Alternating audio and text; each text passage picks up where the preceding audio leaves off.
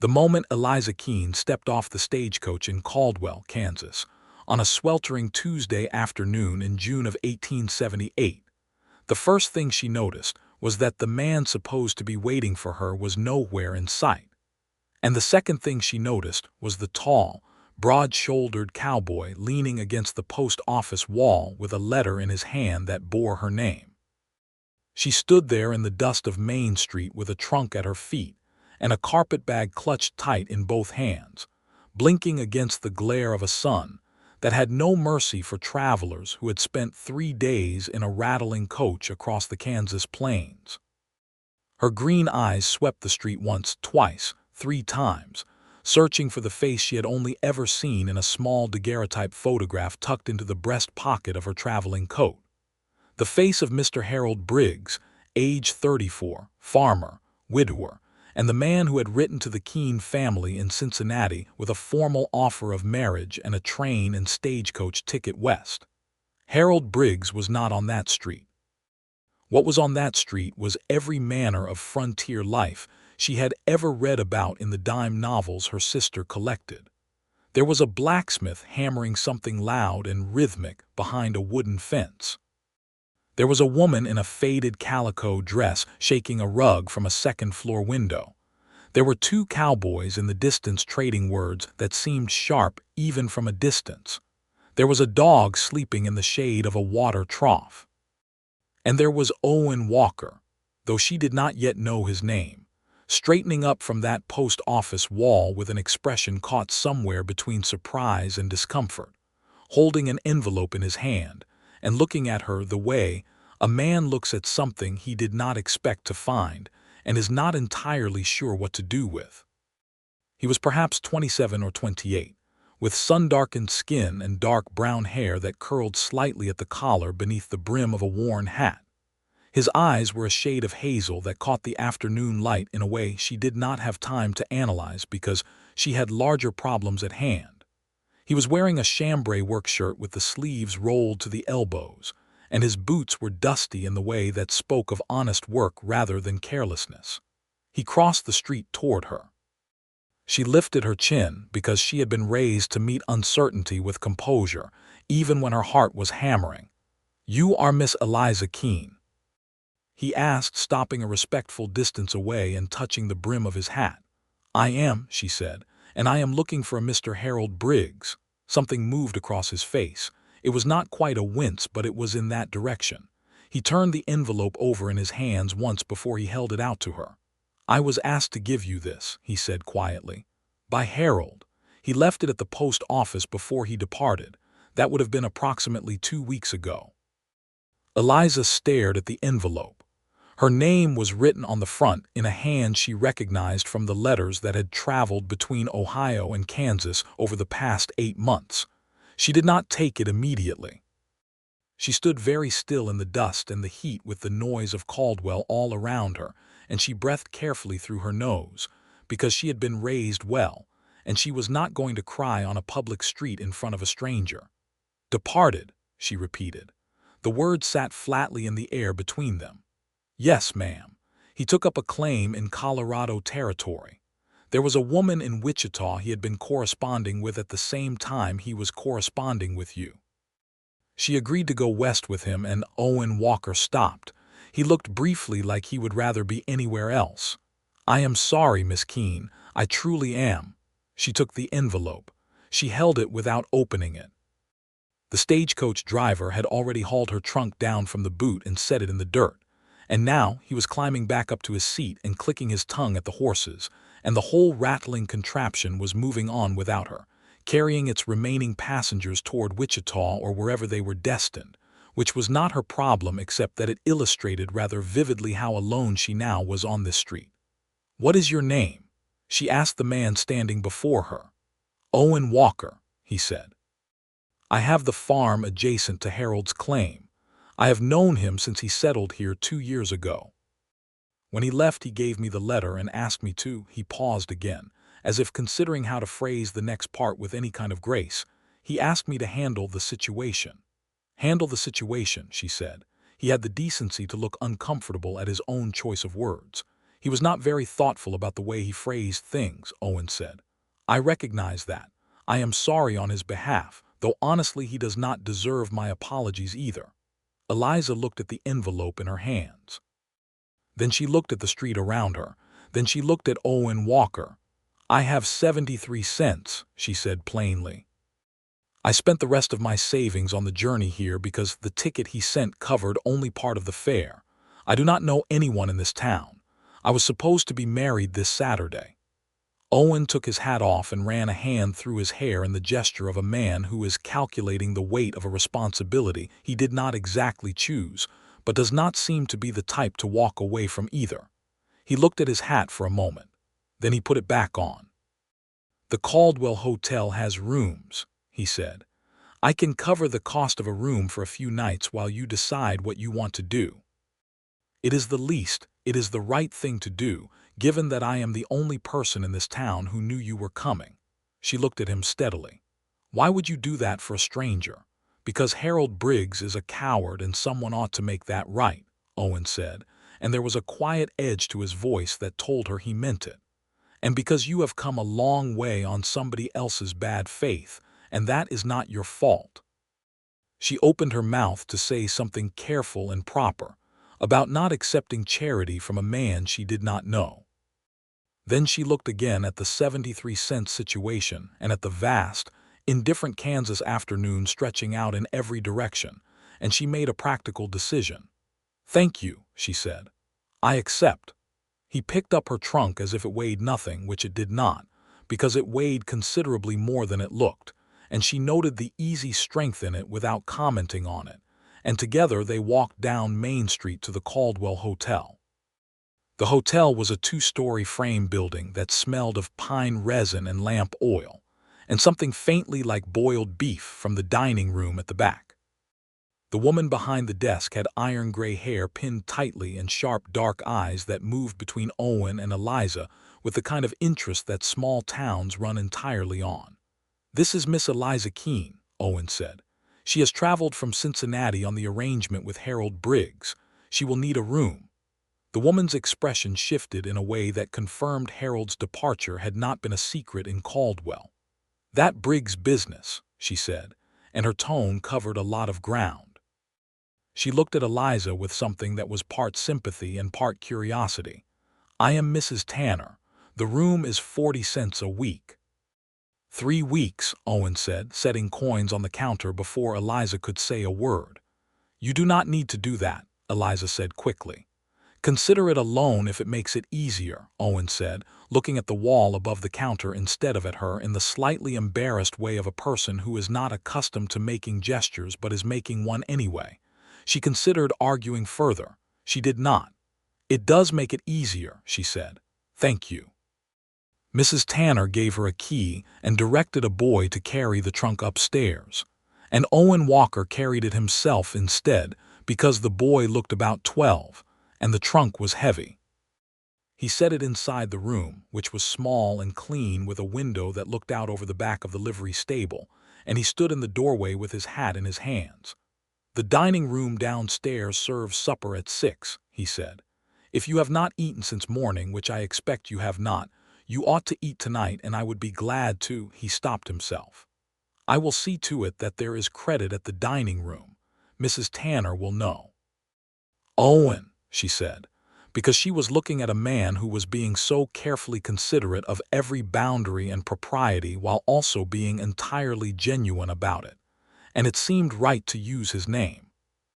He blinked slightly as if the sound of it was unexpected. I am very grateful, I mean that.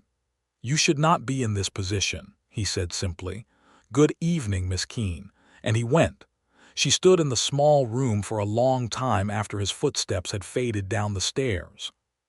She read Harold Briggs's letter eventually, which was exactly as inadequate as she expected.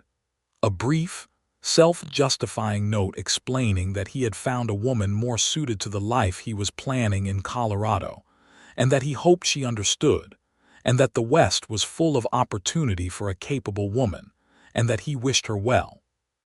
She folded it carefully and set it on the windowsill and looked at the livery stable out the window, and allowed herself 5 minutes of feeling the full weight of what had happened to her. Then she washed her face with the water in the basin and went downstairs for supper, because she had always been a practical woman, and she intended to remain one. The dining room was nearly full with ranchers and cowboys and a couple who appeared to be traveling through. She was given a table near the window, and she ate beef stew and cornbread and drank very good coffee, and she felt the long days of travel beginning to release their grip on her muscles, and she thought very carefully about her situation. She was 22 years old. She had come from a decent family in Cincinnati that had fallen on hard financial times after her father's illness 2 years ago. She could read and write and cipher numbers and sew and cook and manage a household. She had agreed to the arrangement with Harold Briggs because it had seemed a reasonable solution to an unreasonable situation, and because there had been something appealing about the idea of the West, the openness of it, the sense that a person could build something from nothing out there. She had not been in love with Harold Briggs. She had been willing to work at a life with him. That was its own kind of courage, she thought, even if it had not worked out. She was halfway through her coffee when Owen Walker came into the dining room, saw her at the table, and stopped with that same slight expression of surprise he seemed to produce whenever she appeared in his line of sight. He was carrying his hat and had clearly come in for supper himself. There was a brief moment where they looked at each other across the room, and the etiquette of the situation was unclear. She gestured to the empty chair across from her. It was a practical gesture. She did not want to eat alone across from a stranger in an unfamiliar town when there was a person she had already spoken to available. He sat down. He ordered the same stew, and they were quiet for a moment in the way of two people figuring out the language of this new and unasked-for acquaintance. "You read the letter," he said. It was not a question. "Yes." "Was it terrible?" "It was very Harold Briggs from what I have learned of him," she said. "Adequate in form but insufficient in substance." She paused. "He said the West is full of opportunity for a capable woman." Owen looked at her with something in his eyes that was close to humor but had too much indignation in it. "He wrote that." "He did." Owen made a short sound that was almost a laugh but came out more like the sound a man makes when he is disgusted. "That is, I apologize for him again." "Please stop apologizing for him," she said. "He is a grown man and his choices are his own. I would rather talk about something else." Owen turned his coffee cup in his hands. "What would you like to talk about?" "Tell me about this town," she said. "Tell me about Kansas. Tell me something real." Something shifted in him at that. He leaned back in his chair and began to talk about Caldwell, and it was immediately apparent that he was a man who knew and loved a piece of land deeply. He told her how Caldwell sat right on the border of Indian Territory, how the cattle drives came up from Texas along the Kisham Trail, and the town swelled in size every summer with cowboys and cattle and commerce. He told her how the land stretched out flat and enormous to the north, but the grass was good and deep-rooted, and the sky at night was something a person from a city could not imagine until they had stood under it. He told her that his farm was 3 miles east of town, 160 acres he had homesteaded under the Homestead Act 5 years ago when he was 22, and that he had been building it piece by piece ever since, a proper house, a barn, a small orchard of apple trees he had planted his second spring there and that had given fruit for the first time last autumn. She listened and she asked questions. Good questions. He noticed that. Most people who asked about the farm wanted to know how much it was worth or how much it produced. She wanted to know what the soil was like, what it smelled like after rain, whether the apple trees were a particular variety. "Maiden blush," he said, and then felt slightly self-conscious about saying the name of a variety of apple, which was ridiculous. "They are a good variety for the climate." "My grandmother had an apple tree in her garden in Ohio," Eliza said. "A maiden blush, actually. I used to climb it when I was small." She said it the way people say things that are both a small and large memory at the same time. The dining room had thinned out around them and neither of them had quite noticed. "What will you do?" he asked eventually. "Have you thought about it?" "I have thought about nothing else since I got off the stagecoach," she said honestly. "I have some skills, I can teach, I have some schooling. Does Caldwell have a school teacher?" He thought about it. The school teacher left in March to get married. There has not been a formal school since then. The children have been taught in the church 2 days a week by the reverend's wife, but it is not a proper arrangement. She looked at him with renewed interest. "Who would I speak to about that?" "The town council, Mayor Aldridge." "He is not a difficult man." Owen studied her. You adapt quickly." "I was raised by a woman who adapted to everything," Eliza said. "My mother, she always said that when a door closes you do not stand in the hall weeping, you look for another door." "She sounds like a sensible woman." "She was the most sensible woman I have ever known." She paused. "She passed away last winter." That was also part of why the arrangement with Mr. Briggs it seemed like a beginning when I needed one. He said nothing for a moment. The kind of nothing that is listening.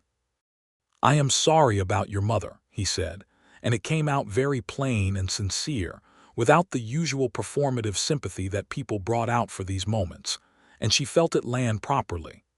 "Thank you," she said. And then, because the evening had gotten long and the lamp on the table was burning low and she was genuinely tired for the first time, she said good night and went upstairs. She lay in the narrow hotel bed listening to the sounds of the frontier town settling into its night. The distant piano from the saloon 2 streets over, the occasional shout of a cowboy who had been drinking, the closer and more peaceful sound of horses in the livery, and the very large, very open silence that underlay all of it. The Kansas dark outside her window was enormous and speckled with more stars than she had ever seen from Cincinnati, and for the first time she understood what Owen Walker had meant about the sky. She thought about him for a moment before she went to sleep, which surprised her slightly. She had not expected to think about a person she had known for less than an afternoon. But there was something about him that was worth thinking about, a quality of steadiness and directness that she found she was unexpectedly glad to have encountered on the worst afternoon she had recently had. In the morning, she went to see Mayor Aldridge. He was a short man with an impressive mustache and a genuine love of his town that expressed itself as boosterish enthusiasm for anything that might improve it. When she explained her credentials, 3 years of education at a Cincinnati female seminary, experience tutoring her younger siblings and the neighbors' children, a solid grounding in reading and arithmetic and geography, and a working knowledge of Latin, he all but rubbed his hands together with pleasure. "The school building is there. It just needs a teacher," he said. "The pay is $14 a month. The school board meets the first Monday of each month. We can have you installed by next week." $14 a month was not lavish, but it was enough. It covered the hotel and left something over for food and small expenses.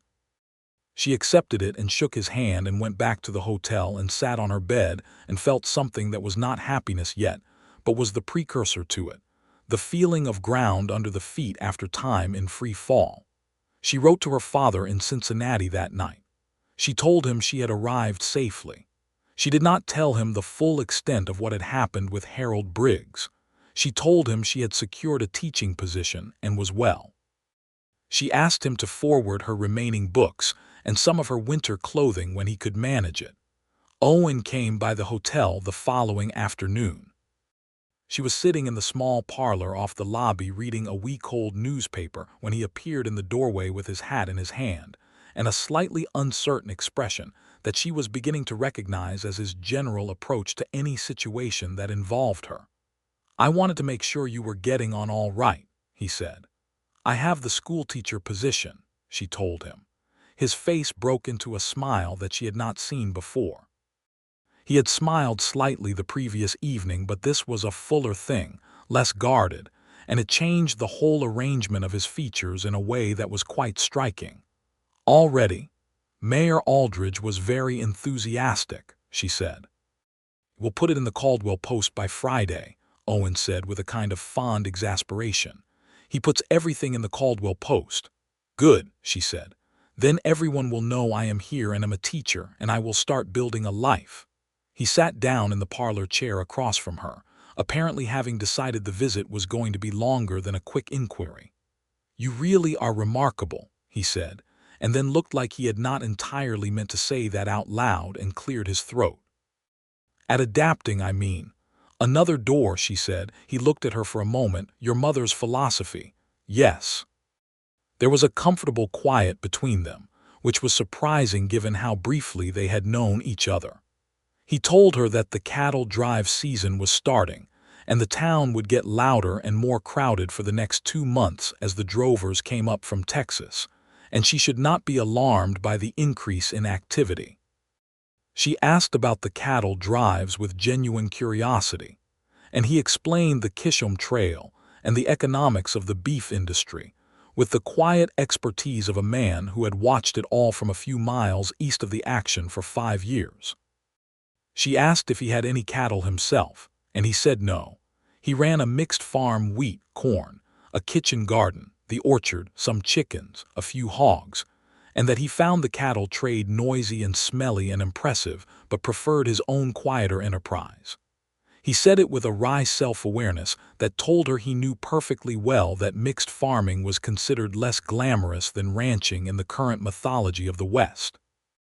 "I think it sounds like exactly the right kind of life," she said, and meant it. He looked at her again with that slightly startled quality, as if he kept saying things he expected her to consider unimpressive, and she kept failing to be unimpressed. It was a peculiar dynamic, and she found she rather liked it. He visited the following day, and the day after that.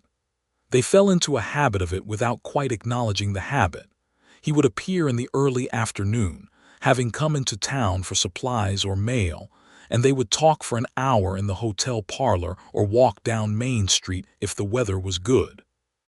She learned about his family. He was the third of 5 children of a Missouri farmer, had come west at 17 with his older brother Jacob, had homesteaded the claim when Jacob went back east to marry. Jacob was now in St. Louis with a wife and 2 children, and Owen wrote to him monthly. Their parents were both gone, their father to a fever when Owen was 12, and their mother more recently. Just 3 years passed. She told him about Cincinnati, about her father's hardware business that had struggled since her mother's illness had drained their savings, about her younger sister Clara, who was 17 and clever and fierce, about the years before the hardship when the Keene household had been a lively place full of books and music and long Sunday dinners. She talked about these things, and he listened the way he had listened in the dining room that first night, fully, without interrupting, as if what she was saying mattered. By the end of that first week in Caldwell, she had begun to teach school. The schoolhouse was a single wooden room with 8 rows of benches, and a good blackboard and windows on both sides that let in the prairie light. 17 children came on the first day, ranging in age from 6 to 14, and she stood before them in her best brown dress and her mother's cameo brooch at her collar, and she taught them reading and arithmetic and geography, and felt something in her that was beginning to settle into place like furniture in a new room. After school on Friday, she was walking back toward the hotel with her satchel over one shoulder when she nearly collided with Owen coming out of the feed store with a large sack of grain over one shoulder and a list in his free hand. They both stopped. The late afternoon light was golden and long on the street. He shifted the grain sack and looked slightly embarrassed at the collision. "I thought your school day ended at 3, he said.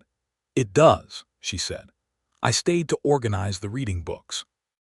They were in no order at all. He nodded as if this was completely understandable. She fell into step beside him toward where he had his wagon and horses, and it seemed entirely natural, and she noticed that the naturalness of it would have surprised her a week ago and did not surprise her now. "Would you like to see the farm?" he asked, loading the grain into the wagon bed. He asked it as if the words were casual, but his hand stilled briefly on the sack in a way that was not entirely casual. She considered it. She thought about proprietary and what Mrs. Tanner would say, and what the town would think. She thought about the fact that she was not a woman with anyone's permission to ask or disappoint, that she was a 22-year-old schoolteacher in a frontier town who had come a very long way and deserved to make her own judgments. "Yes," she said, "I would." They drove out of Caldwell on the eastern road in his wagon, and the town fell away behind them, and the prairie opened up ahead in the long light, and it was the most beautiful thing she had seen since arriving in Kansas.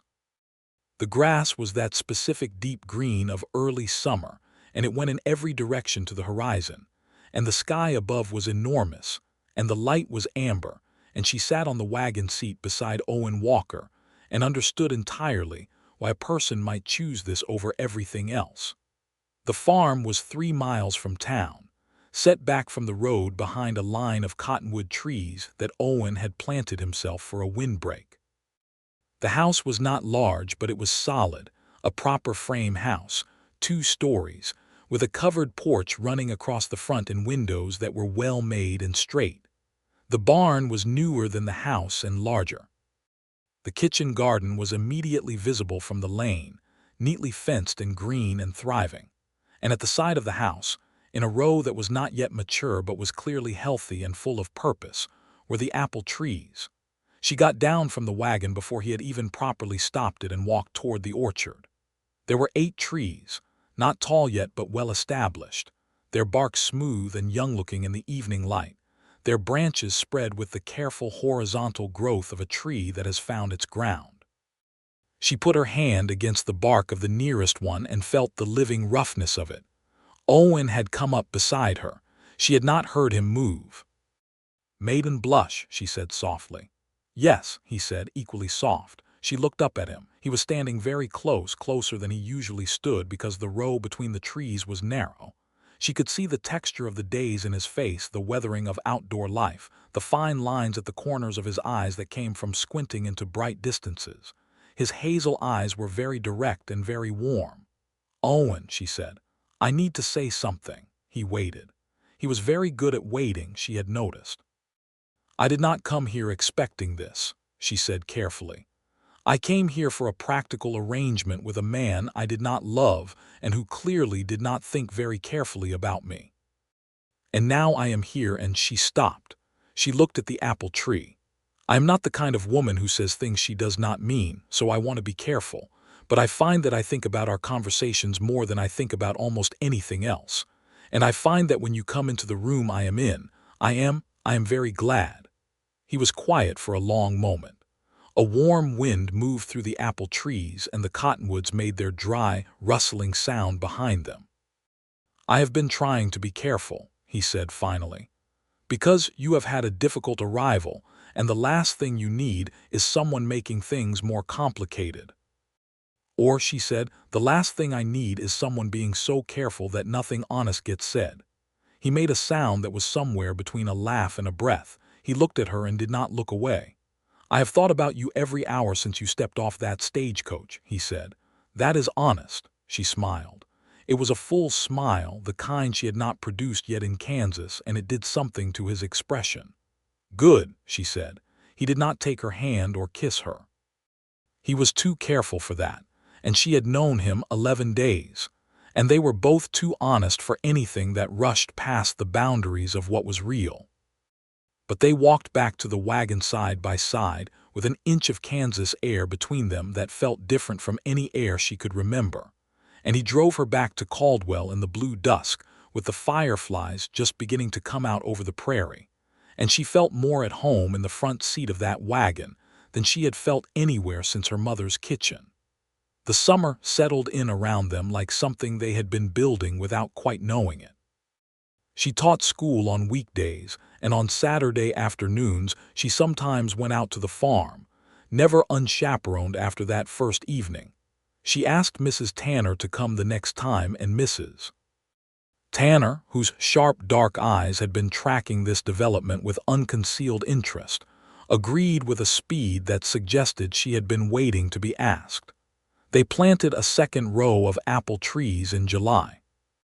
She had suggested it, and Owen had looked at her with an expression she could not entirely read and then gone, and ordered the saplings from the nursery in Wichita. And when they arrived, she was there on a Saturday morning in a straw hat she had bought from the dry goods store. digging in the Kansas earth alongside him, while Mrs. Tanner sat on the porch and read a church pamphlet and pretended not to watch them with tremendous interest. It was while they were planting the third sapling that Owen said, without looking up from the hole he was digging, "I would like to court you properly, Miss Keene. I would like to do this the right way." She patted the earth around the roots of the sapling in her hands. "I believe you have been courting me since the day I arrived," she said, "but I appreciate the formality of it." He looked up. He had a smear of earth on his jaw. "Is that yes?" "That is very much yes," she said. He smiled the full smile again. She had been waiting for it. They were walking out together after that, to church on Sundays, to the summer dances that the town held in the street when the cattle drive cowboys came through, and everyone relaxed their routines in the heat and the festivity of it. She danced with him twice at the first dance and 3 times at the second, and by the third Saturday dance, the entirety of Caldwell had formed a coherent opinion about Owen Walker and the new schoolteacher, and that opinion was favorable. It was at the third dance that she met Jacob's letter in person, so to speak. She had heard so much about him that she felt she knew him already. And then at the dance she met Tom Aldridge, the mayor's eldest son, who was 19 and had apparently developed an opinion about Eliza Keene himself, and sidled up to Owen before the second dance to announce that he intended to ask Miss Keene for the next reel. Owen looked at him with an expression of complete calm that somehow contained a great deal. "You may ask her," he said. "She makes her own choices." Tom Aldridge did ask her.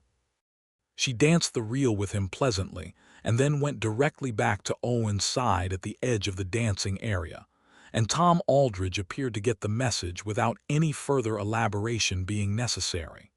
In August, there was a small incident at the school that tested her composure. 3 of the older boys, who were 14 and restless, and had opinions about whether school was necessary for young men who were going to be ranchers, decided to express those opinions by arriving late on a Monday and being disruptive about it. She kept them after school and talked to them not as a disciplinarian, but as a person who was genuinely interested in why they were there and what they wanted for themselves. And by the end of the conversation, 2 of them had confessed that they could not read as well as they pretended and were embarrassed by it. And the third had admitted that his father was pressuring him to quit school and take a full-time ranch job, and he did not know what to do. She arranged extra reading sessions for the first 2, and went to speak to the third boy's father herself. His name was Clement Harker, and he was a large, not particularly welcoming man who looked at her from his porch with the expression of someone expecting to have to argue. She did not argue.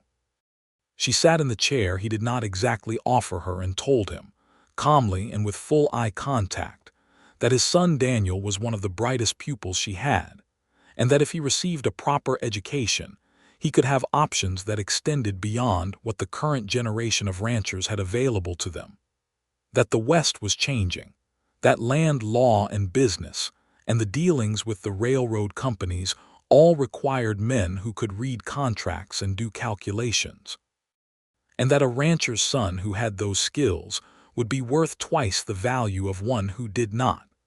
Clement Harker scratched his jaw for a moment, and then told her Daniel would be back in school on Monday. Owen heard about this from 3 different people before he heard it from her, which meant that by the time she told him about it at their Sunday walk after church he was already smiling. "The way Clement Harker tells it," he said, "he was thoroughly managed. I simply talked to him," she said. "You simply said all the things he most needed to hear in the order he most needed to hear them," Owen said. "That is a particular skill." She glanced at him. "You are very observant about me." "I have been paying attention," he said simply. They were walking east of the church along the creek path, which was their established Sunday route. The creek was low in the August heat but still running, and the cottonwoods along its bank threw moving shadows on the path. He had not taken her hand yet in any of their walks, maintaining a correct and careful distance that she had noticed and respected, and was also beginning to find somewhat trying. As if he had heard the thought, he reached out and took her hand. It was not dramatic. He just took it, fingers wrapping around hers, and they walked on. She felt the warmth of it travel up her arm and through her chest, and she squeezed his hand once, and he squeezed back, and neither of them said anything for a long while because nothing needed saying. September came with a turn in the air, and the leaves of the cottonwoods beginning to shift toward gold. The cattle drives thinned out, and the cowboys went back to Texas, and Caldwell returned to its normal proportions. Eliza's father wrote from Cincinnati that he was doing better with the hardware business, and that Clara had taken a position as a seamstress at a dress shop and was very good at it, and that he was glad Eliza had found a good situation. She wrote back with increasing warmth about the teaching and the town, and carefully measuring each word about Owen Walker. Her father wrote back a month later, and among other things asked if this Owen Walker was an honorable man. She wrote back that he was, quite possibly, the most honorable man she had ever met. One afternoon in late September he drove her to the farm, and instead of going to the garden or the orchard he took her up to a small rise at the edge of the eastern field where, he told her, he sometimes came to watch the sunsets. It was a modest elevation, barely a hill in the true sense, but the flat Kansas geography meant it gave a view of everything, the whole enormous sky and the fields in all directions and the smudge of town to the west, and the grass moving in the wind that was blowing down from the north now with the first edge of cold in it. They stood up there in the late afternoon light, and she could see his face clearly, and he was looking at her rather than at the view. "I want to say something," he said, "and I want to say it right." She waited, the way he so often waited for her. "I was not looking for this," he said. "When Harold told me about the May-Lorder arrangement, I thought he was being impractical, and I was right, but I kept my opinions to myself because it was his business. And then he left, and I agreed to give you the letter and meet the stage because I was the only person who knew you were coming, and I thought I would hand you the envelope and help you sort out the practical situation, and that would be the end of it." "That was not the end of it," she agreed. "No." He paused. A hawk drifted in a slow circle over the field below them, riding the updraft. "What I found instead was the most clear-eyed, direct, kind, genuinely interesting person I have met in 5 years of living in this county. And I have been trying to go slowly because I did not want to take advantage of a difficult situation, and I have been trying to be honorable about it. But Eliza," his voice went different on her name, fuller and more direct, and she felt it, "I am in love with you. I have been in love with you, I think, since you stood in the middle of Main Street with your trunk in the dirt and your chin up, and told me you had 73 cents, and I did not realize that was what it was at the time, but I know what it is now."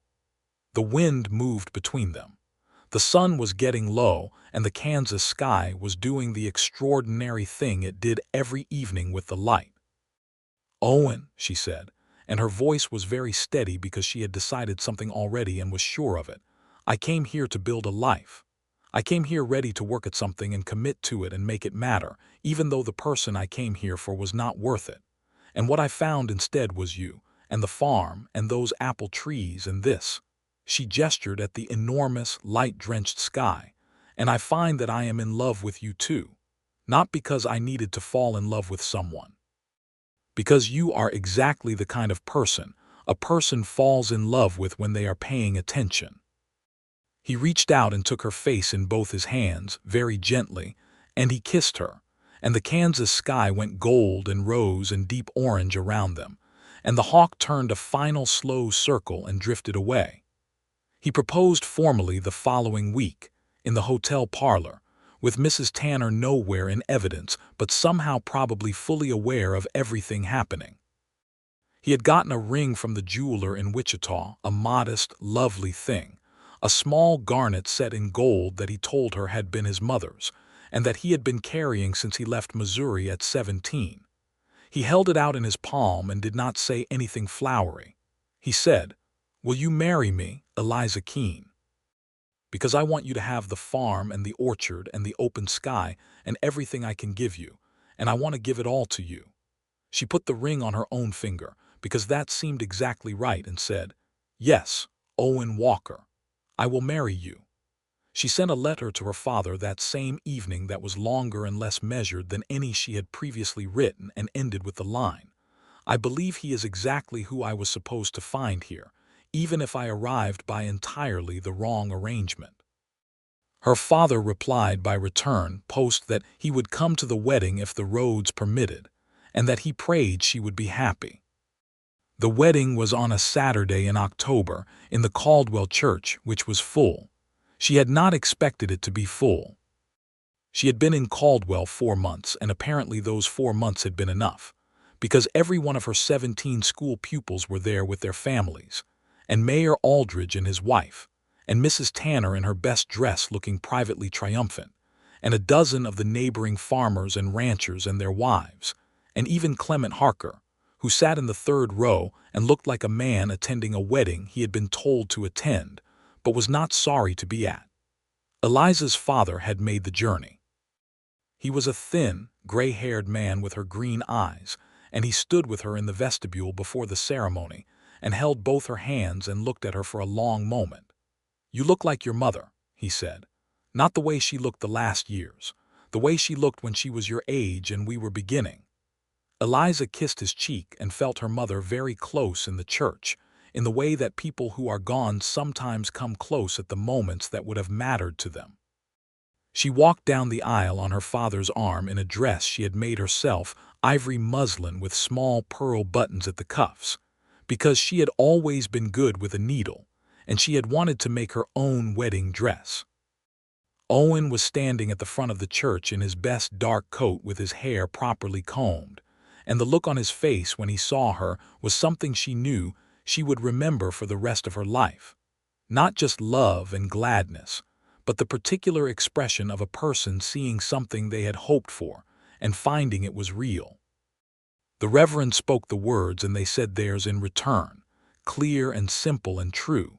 And when Owen put her mother's garnet ring fully on her finger in the ceremony's final gesture, she felt the whole weight of the journey that had brought her here, the stagecoach and the 73 cents, and the letter from Harold Briggs, and the first sight of Owen leaning against the post office wall with her name in his hand. And she felt it all settle into meaning. They had supper in the church hall afterward with the whole town, apparently in attendance, and somebody produced a fiddle, and somebody else had a harmonica, and the dancing started before the food was half eaten and went until well after dark. She danced with her father and with Owen's neighbor Pete Caldwell, who was 60 years old and the best dancer in the county, and with all her students in a long reel that broke down twice and was better for it. And she danced with Owen most of all, in the warm yellow lantern light, with the sound of the fiddle bright and flying, and the whole warm, generous, frontier community pressing around them. Owen's hand at her back was steady and warm. He bent close to speak near her ear so she could hear over the music. "Happy?" he asked. "Completely," she said. They drove home, her home now in his wagon under the October stars. She had her trunk in the wagon bed alongside the gifts from the wedding, which included several quilts, 2 ceramic crocks of excellent preserves from Mrs. Harker, a set of good iron pots from Mrs. Tanner, and a Bible from the Reverend's wife. The night was cold and brilliant, and he put his arm around her on the wagon seat, and she leaned into the warmth of him and watched the stars over the prairie and felt the rightness of it. The farm in the dark was beautiful. The house had a lamp burning in the window. Pete Caldwell's wife had gone ahead to light it for them. Another kindness from the community she was still learning the depth of, and the warm square of yellow light in the dark pulled her the way a fire pulled. The way home always pulled when you were finally sure that was what you were heading toward. She crossed the threshold and looked at the interior of the house she had been in before but never as its mistress, and it was good and solid and hers. He had put flowers on the kitchen table, wild asters from the field, the last ones of the season, in a tin pitcher. She touched the purple petals and felt her throat tighten briefly, because he had thought of it in the middle of all the wedding preparations and had ridden out to the field before sunup that morning to pick them, and that was the kind of man he was. The winter came hard that year, as Kansas winters did, settling in by November with a seriousness of purpose. The farm required its full attention in the winter months, livestock to tend, stores to manage, wood to split and haul, the various small emergencies that cold weather produced. She did not stop teaching. She went to school every weekday regardless of the cold, and more than once Owen hitched the wagon to drive her in when the snow was deep enough to make the walk unreasonable. She told him she could manage, and he told her he preferred to drive her, and in the spirit of a good and balanced marriage they compromised, and she always let him drive her. She discovered that winter that he was a formidable chess player.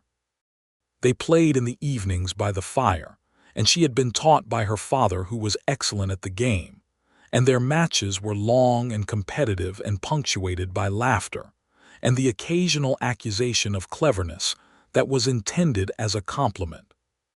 She won more than she lost, which delighted her and which he took with genuine good humor, only threatening to question the rules when she captured his queen 3 games in a row. "You have a ruthless streak," he told her one February evening, looking at the board with an expression of resigned admiration. "I have a practical streak," she corrected. "Those are the same thing dressed differently," he said. "I will take that as a compliment." It was one. She also discovered that he was a better baker than she was, which surprised them both. He had learned from necessity. A man alone on a prairie farm either figures out how to feed himself adequately or goes hungry, and he made a cornbread of considerable excellence, and a pie crust that she, who had been taught by her mother, had to grudgingly admit was better than hers. They cooked together on Sundays, filling the kitchen with warmth and good smells, and argued pleasantly about the right amount of cinnamon for an apple pie, and reached a compromise that was better than either position individually. In March she told him she was expecting. He was at the kitchen table reading the Caldwell Post when she said it.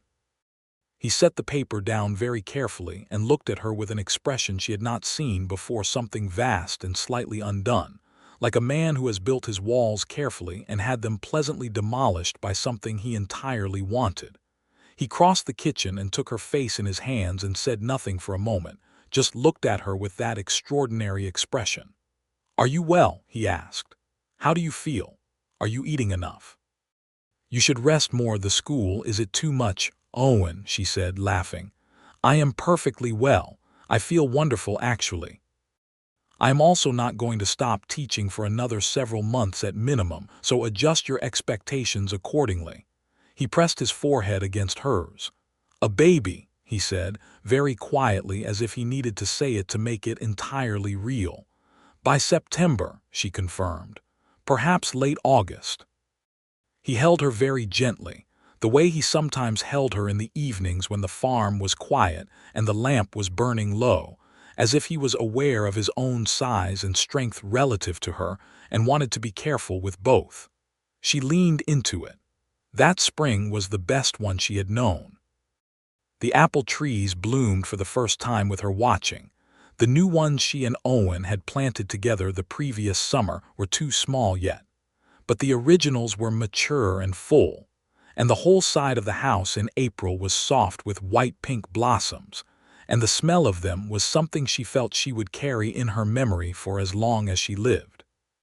She stood under those trees with her hands in the pockets of her apron, and her face tilted up into the petals that fell slow as snow in the morning light, and she heard Owen's footsteps on the path behind her, and felt his hands settle warm on her shoulders.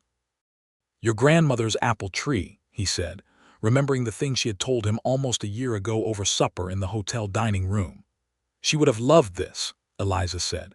"She would have loved you in it," Owen said. She turned to look at him. A petal caught in her hair. He lifted it away with a careful finger. She wrote to her father and her sister Clara that spring with increasingly detailed and enthusiastic letters about the farm and the school and the pregnancy and the apple blossoms.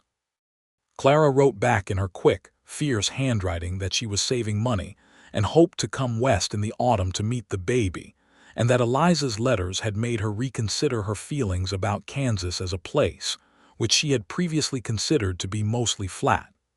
Eliza wrote back that it was significantly flat, but that the sky made up for it. She taught school until the middle of July.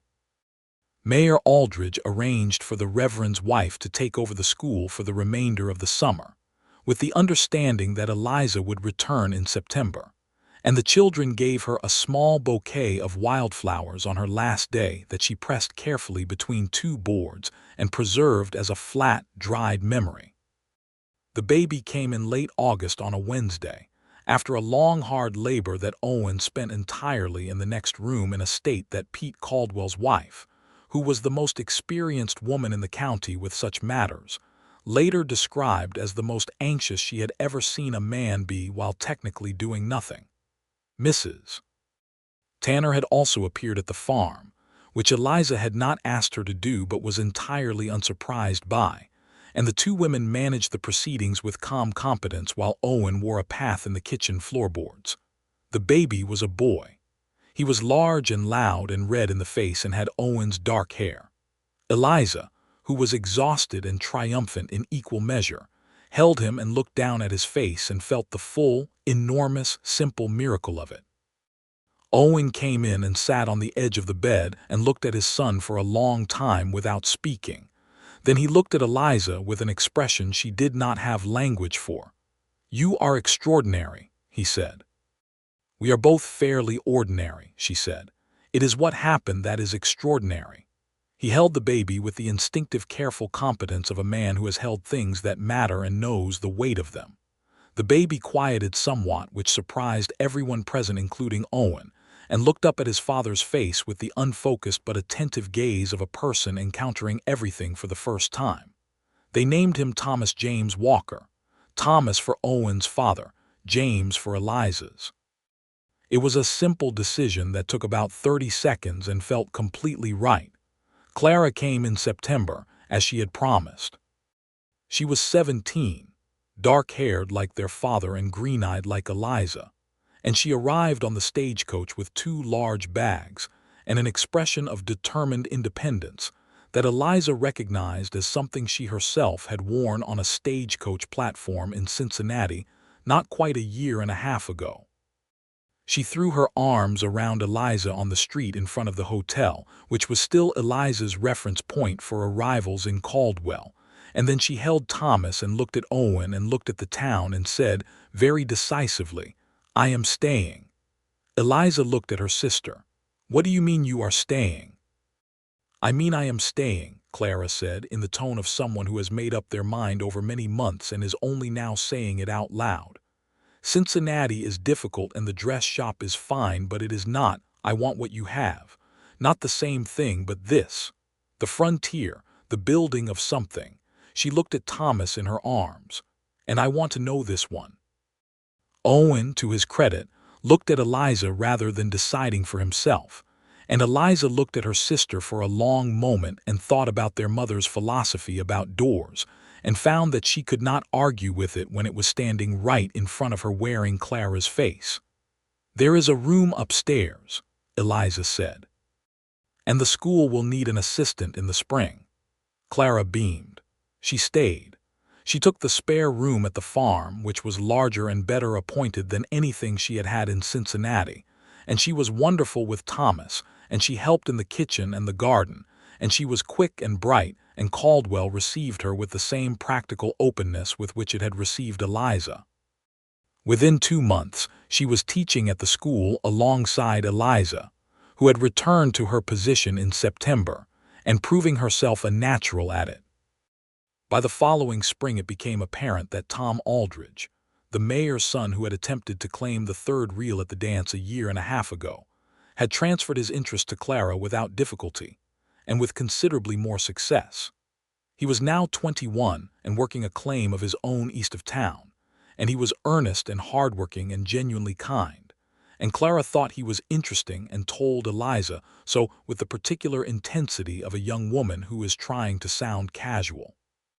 Eliza watched this development with considerable pleasure and said nothing at all for several months, except to tell Owen about it in the evenings. "Tom is a good man," Owen said the first time she mentioned it. "He is," Eliza agreed. "Clara could do worse." "Clara could do considerably worse," Eliza agreed. "Are you going to do anything about it?" "Absolutely not," she said. "She will do it herself." She was right. Clara did it herself entirely. She and Tom Aldridge were engaged the following autumn. Clara was 18 by then and Tom 22, and they were well matched in the practical and important ways, and were married the following spring in the same church where Eliza and Owen had married, with the whole town again in attendance, and both Eliza and Owen standing up with them, and Thomas, now 18 months old and enormously pleased with himself, sitting in the front pew with Clement Harker's wife, who had agreed to watch him, and making sounds at critical moments during the ceremony that made the whole congregation smile. The farm grew. Owen added a proper root cellar in the third year, and a second barn the year after that when the hog operation expanded beyond the original barn's capacity. The orchard filled in. The saplings Eliza had helped plant had taken hold and were beginning to produce, small and tart sweet and more precious to her than any store-bought fruit could be, because she had put them in the ground herself. She continued to teach. She taught through 2 more pregnancies, which was not entirely common, and which she managed by refusing to behave as if it were extraordinary. Mayor Aldridge, who by now had an abiding respect for her practical determination, simply adjusted the school calendar around her needs without making a production of it. The second baby was a girl, born in November of 1882, whom they named Frances after Eliza's mother. Frances came into the world with her mother's green eyes and her father's dark hair, and a personality that was already making itself known at 2 weeks old as someone who had opinions and was not shy about expressing them. "She is going to be trouble," Owen said, looking at his daughter with an expression of pure and helpless love. "She is going to be wonderful," Eliza said. "Both," he said. "Both." He was right, as it turned out. Frances was both. In the autumn of 1883, a significant thing happened that tested the community and the farm both. A dry summer had depleted the water table, and several of the wells in the county were either failing or failing. The Harker farm to the south lost their well entirely in August, and Clement Harker, who was not a man who asked for help readily, appeared at the Walker farm gate one morning with his hat in his hand, and a look on his face that communicated a great deal. Owen did not make him ask twice. He gave the Harkers access to the Walker well without condition, and helped dig a new one on the Harker property over the course of 3 weeks in September, working alongside Pete Caldwell and 2 of the Harker boys. Eliza organized the other women of the neighborhood into a rotation that brought food to the Harker household every day during that period, so that Martha Harker did not have to manage a household crisis and cook for the men working on the well simultaneously. She was not the only woman who organized it, but she was the person who organized the organizers, and it was done so smoothly and without drama that Clement Harker, at the end of September when the new well was producing good water, came to the Walker kitchen door on a Sunday morning and stood there with a carved wooden box he had made himself. "I do not have the words for the thing I want to say," he told Eliza, because she was the one who answered the door. "So I made you something instead." The box was beautiful. He was a craftsman in wood the way some men are, the way that is entirely separate from any commercial skill and is purely a love of the material. It had a lid with a small carved apple tree on it, and the wood was a dark honey color, smoothed until it was warm to the touch. "Mr. Harker," she said, and meant it with everything. "Daniel comes top of the class," Clement Harker said gruffly. "His teacher told his mother last month, said he was the best reader in the school." "He is," she said. "He is also the best at mathematics, and I suspect he is going to pass me in geography before the year is out."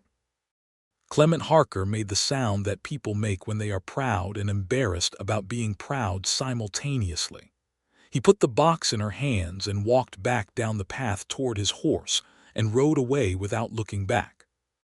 She set the box on the kitchen shelf where she kept the things that mattered: her mother's cameo, Thomas's first small shoe, the pressed wildflowers from her last day of school before his birth, and it sat there in the morning light that came through the kitchen window and was exactly right. The years that followed were the kind that accumulate like the rings of a tree, each one adding to the whole, thickening the substance of what is there. Thomas grew from an infant into a sturdy, curious, energetic small person who followed Owen around the farm from the moment he could walk, and had very definite opinions about the correct way to feed chickens by age 3. He learned to read from his mother at age 4, sitting at the kitchen table with a McGuffey reader, while Frances, at 2, sat beside him and stared at the pictures with an intensity that suggested she was absorbing things faster than she could speak them. Owen built her a proper study in the house, a room off the kitchen with a good desk and bookshelves, and a window that looked toward the orchard. He built it without telling her it was for her, working on it in the evenings while she was at school. And when he showed her finished room, she stood in the doorway and looked at the shelves with a lump in her throat that she did not entirely hide, and did not entirely mind him seeing. "For your books," he said, when they arrived from Cincinnati.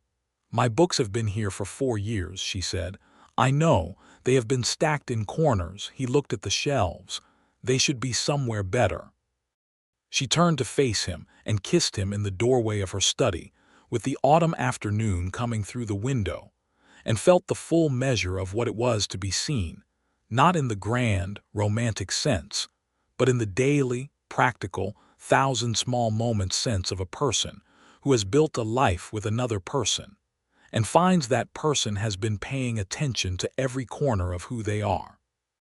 In 1885, the railroad came through Caldwell, which changed everything and nothing simultaneously. The cattle trade was already shifting. The long trail drives up from Texas were becoming less economical as the railroad pushed deeper into Texas itself, and the era of the great drives was winding down. Owen had seen this coming and had been building the farm's independence from cattle trade commerce for years, so the shift hit them less hard than it hit some. The town itself adapted with the same frontier pragmatism it brought to everything: fewer cowboys in summer, more permanent settlers, new businesses, a second school district that needed organizing and into which Eliza threw herself with familiar energy. She was 30 now and had 3 children: Thomas, 7, Frances, 3, and a second son born in the spring of 1885 whom they named Robert, for no one in particular but because it was a good solid name, and he seemed like a good solid person from his first moments. She wrote to her father every month. He had come west again for Robert's birth and had stayed 2 weeks, and she had seen that he was aging but well, and that the hardware business was doing adequately, and that he was not entirely alone. He had friends and a church and a reasonable life. She worried about him because it was in her nature, and she talked to Owen about this in the evenings, and he suggested that her father might consider Caldwell, and she wrote her father a very careful letter about this, and her father wrote back a very careful letter saying he would consider it, and 6 months later he appeared on the stagecoach with 2 trunks and a complete set of woodworking tools, and the news that he had sold the hardware business.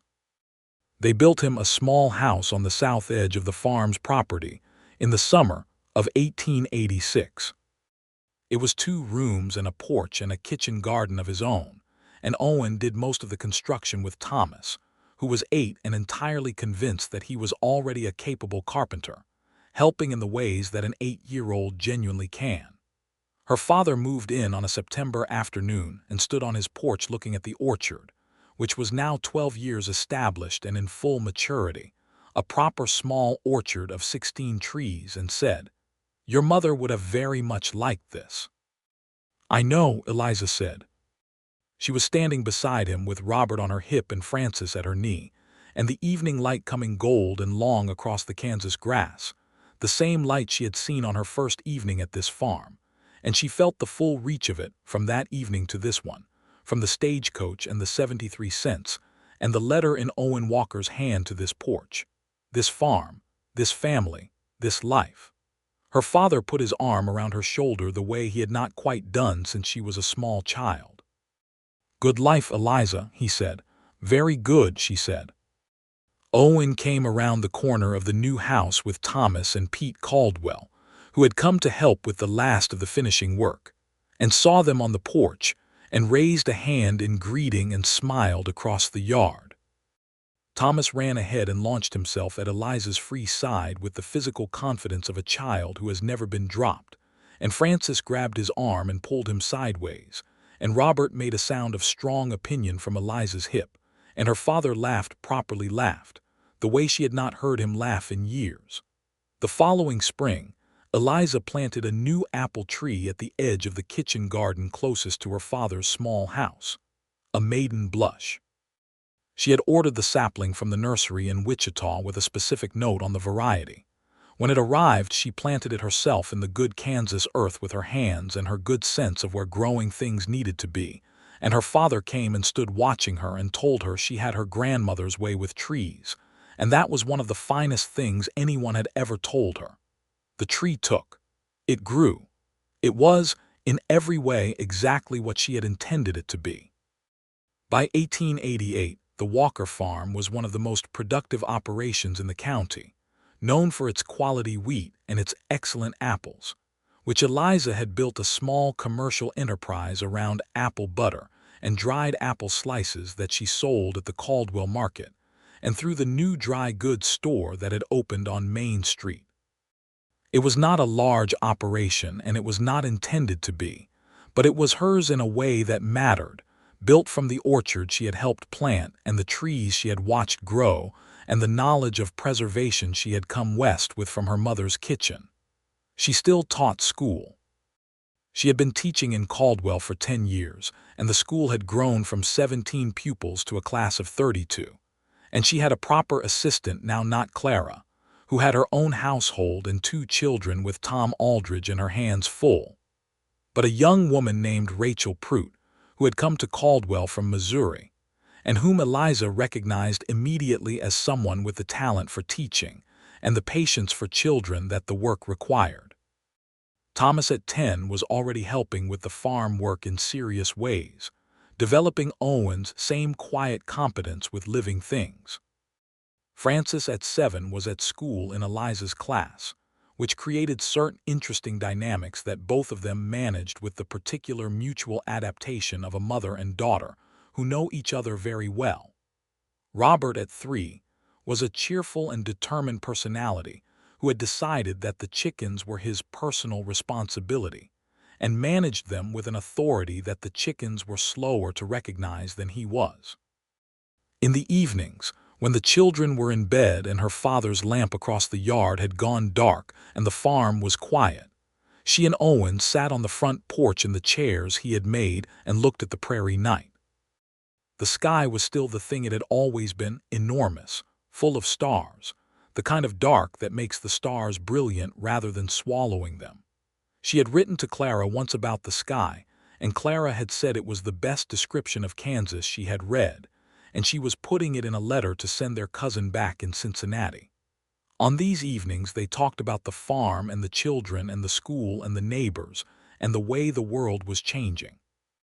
The frontier was becoming less frontier every year, more fences, more permanent buildings, more railroad, the great empty spaces filling in with settlers in a way that was both inevitable and, she sometimes thought, in need of careful consideration. The people who had lived on this land before the settlers came, the Osage, the Wichita, the Kiowa, had been pushed out and pushed out again, and this was a wrong that sat in the plain sight of anyone willing to look at it directly, even if the machinery of it was so large that no individual could easily know what to do with their awareness of it. She talked to Owen about this, and he listened with the same full attention he always brought. He agreed that it was wrong. He agreed that the land had been taken in ways that could not be undone but should not be forgotten. He said that the only honest thing a person on this land could do was to acknowledge the truth of it and to try to build something on their small piece of it that was genuinely good to the earth, good to the neighbors, good to the community in the broad sense of that word. She agreed. She thought about what she could do within the scope of what she actually had power over, which was her school. She taught her pupils the history of the land they were on as fully and honestly as she knew how to, including the peoples who had been here long before any of them. And she believed that this mattered even when she could not point to a specific result. Owen held her hand on the porch in the dark with the stars above and the prairie quiet and the apple trees invisible in the dark but present. And they talked about these things the way they talked about everything, with full engagement, and without the pretense that the world was simpler than it was. In the summer of 1889, a stranger came to Caldwell looking for Owen. He arrived on a Wednesday in July, a dusty man about Owen's age with a Missouri accent and Owen's jawline, and he turned out to be Owen's brother Jacob, whom Eliza had heard about for 11 years and finally met on the front steps of the Caldwell post office. Jacob Walker was a salesman of agricultural equipment, which had taken him through St. Louis and across half the Midwest, and he had been saying for years that he was going to come see the farm and had never managed it until now. He was a broader, louder version of Owen, the same eyes, less of the stillness, more of the immediate energy, and he and Owen stood on the post office steps and looked at each other for a long moment, and then embraced the way brothers who have been apart too long and are not entirely comfortable with sentiment embrace, which is briefly and with a lot of back patting and gruff sounds. He stayed 2 weeks. He played with the children with the uninhibited energy of a man who had his own children back in St. Louis and missed them. He and Owen spent long evenings on the porch talking about Missouri and St. Louis and the equipment business and the farm, and Eliza cooked for 3 and listened and liked Jacob enormously, and could see in his eyes when he looked at the farm that he understood what his brother had built here, and was proud of it even while he was also, perhaps, slightly unnerved by how completely Owen had committed to this life in a way Jacob himself never had. On his last evening, Jacob sat with Eliza at the kitchen table after Owen had gone to check on the horses, and the children were in bed, and her father's lamp across the yard was burning low.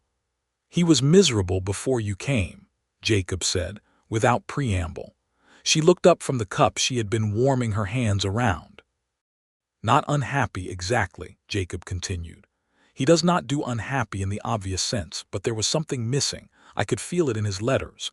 He was building the farm and working the land and doing all the things he was supposed to do, but he was doing it alone, and a person can build something alone, but they cannot love it alone, not properly."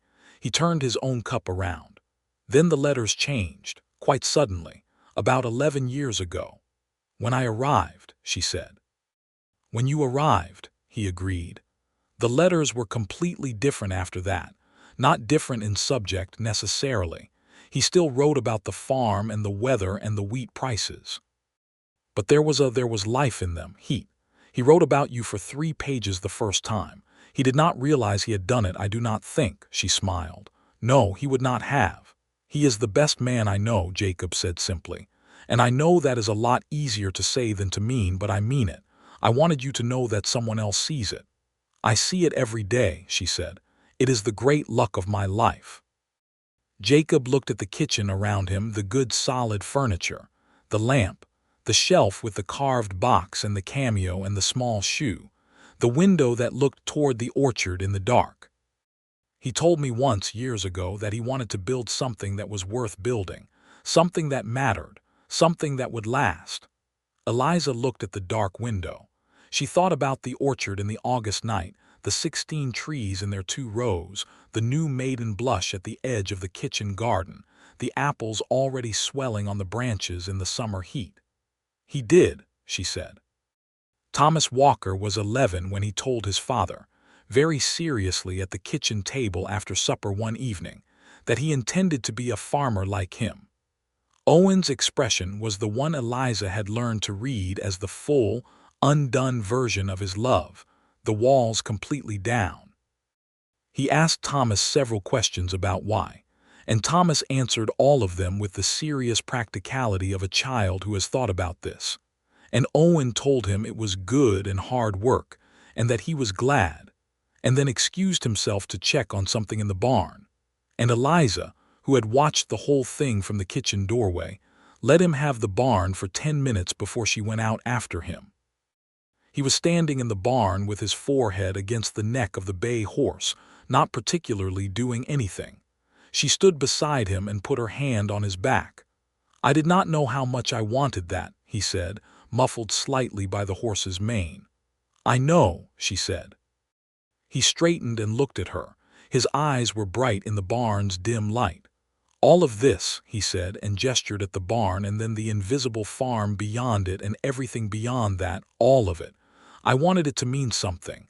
I wanted it to be something someone wanted after me." "It will be," she said. "Thomas will have it. Frances will have half of it too if she wants it, and Robert will have the other half. Or they will work it together and work out their own arrangement, because they are your children and mine and they will manage." He pulled her in and held her in the barn with the horse warm and present beside them and the summer night full of cricket sound beyond the barn doors, and she felt the 11 years they had had together as a single continuous thing. The supper in the hotel dining room and the orchard and the ring and the wedding and the children, and the study with the bookshelves, and the evenings on the porch, and the chess games, and the apple butter operation, and all of it. The whole great accumulating ordinary extraordinary thing of it. "I love you," she said into his chest. It was not a momentous occasion. It was a barn on a Tuesday evening. It did not need to be momentous. "Love you," he said, "more than I have ever been able to say properly, and I have been trying for 11 years. "You do not need to say it properly," she said. "You show it constantly, in every corner of this life." He held her tighter. Frances Walker, at 8 years old, informed her mother one October morning while they were picking the last apples of the season that she intended to be a doctor when she grew up. Eliza stopped with an apple in her hand and looked at her daughter. "A doctor," she said.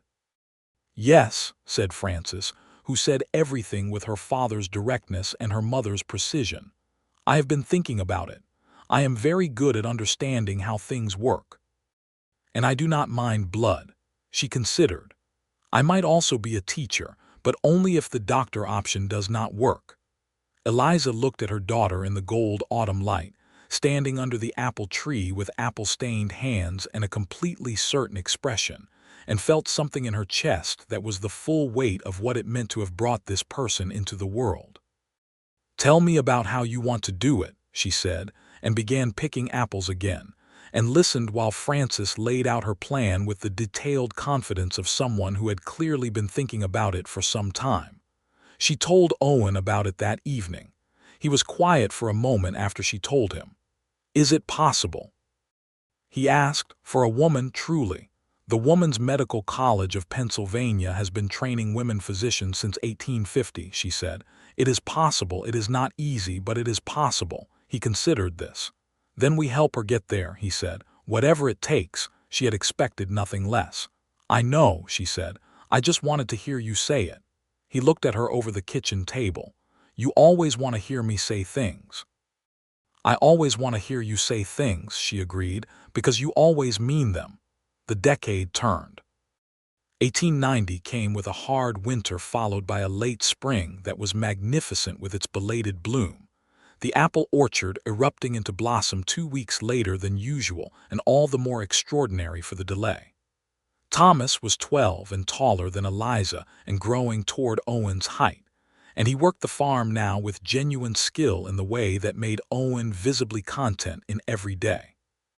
Frances was 10, and reading everything she could find on medicine and anatomy, which meant that Eliza was writing to medical colleges and libraries in the East for appropriate materials, because the Caldwell Lending Library was not extensively stocked in medical texts. Robert was 5 and had developed an arrangement with the chickens that was genuinely the most productive small chicken operation in the county, which Eliza told him without irony because it was true and he deserved to know it. Her father was well. He had built small things in his woodshop and made friends with every person in the neighborhood, and was, at 67, more at peace than she had seen him in years. He sat with her on the porch sometimes on Sunday afternoons, and they talked about her mother, carefully and without sadness. The way you talk about someone who is gone but has not disappeared, who is present in the orchard and in the carved box on the kitchen shelf, and in the green eyes of the grandchildren, and in the philosophy that had sent a 22-year-old woman with 73 cents across the prairie to build something she had not known she was going to build. On the last Sunday of October 1890, 12 years and 4 months after she had stepped off a stagecoach in Caldwell, Kansas, with no knowledge of Owen Walker and no plan beyond a letter in a dead arrangement, Eliza sat on the front porch of the Walker farm in the autumn afternoon with her husband beside her and her children visible in various quadrants of the yard and her father's lamp already lit across the way. The apple trees had finished their autumn color and stood bare and patient in the late light, waiting for winter the way they had waited for 12 autumns now, knowing what would come after. Thomas was helping Pete Caldwell's grandson fix a fence near the barn, because Pete Caldwell had passed away in August, and they were all helping his family with what they could. Francis was at the kitchen table writing a letter to a medical society in Philadelphia, because Francis at 10 wrote letters to medical societies in Philadelphia. Robert was conducting a final census of his chickens before the cold set in. Owen poured 2 cups of coffee from the pot she had brought out earlier and handed her one, and she took it and wrapped both hands around it for the warmth and leaned back in her chair. "Do you ever think," she said, "about that afternoon, the stagecoach?" "Often," he said immediately. She looked at him. His hair had a few threads of gray at the temples now. His face was the face she knew better than any other face in the world, every line of it, the way the light caught his eyes, the quality of his attention when he was listening, 12 years of him. "What do you think about it?" she asked. He turned his coffee cup in his hands. "I think about what would have happened if Harold had been there," he said, "if he had shown up as he was supposed to. If I had not been the one holding the letter." He paused, "and I find I cannot follow the thought all the way to the end because the alternative is too—" He stopped. "Too what?" "Too empty," he said. "Too entirely without the thing that makes all the rest of it matter." She looked at the apple orchard in the afternoon light. The bare branches made a particular pattern against the sky that she had memorized over 12 autumns and would know anywhere. "Harold Briggs did me an enormous favor," she said. Owen made the short sound that was almost a laugh but contained too much other feeling to be only that. "He did me the favor," Owen said. She reached across the arm of her chair and took his hand. He folded his fingers around hers, the same way he had taken her hand on the creek path that August Sunday, that first time, and the familiar weight of it was the best thing she knew. The prairie stretched out around the farm in every direction, as vast and high-skied as it had always been, the grass moving in the October wind and the cottonwoods tall and golden along the creek, and the smoke rising from the kitchen chimney in a thin, steady thread toward the enormous blue. The world was big and she was in it, fully in it, on this exact piece of ground with this exact man, and these exact children, and this life she had built with her own hands from the ruins of a different plan. Every door her mother had ever told her about had led here, and here was everything. Thomas came around the corner of the barn and waved, and she waved back. Robert emerged from the chicken yard with his small face full of the satisfaction of completed census.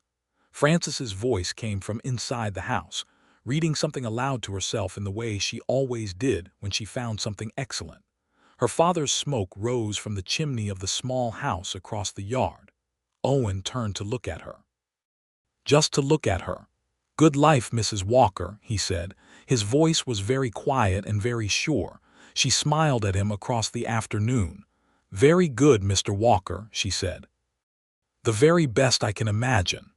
The Kansas sky held everything in its great blue cup, and the wind moved through the apple trees that they had planted together, and the October light lay long and golden on the farm that was theirs, built from the ground up and the roots up and the years up, and it was complete. It was everything. It was exactly what she had come west to find, even though she had not known it was this, had not known it was him, had not known it was possible to arrive at a place so fully and so finally that you could look at the sky above it and feel, all the way through, that you were home.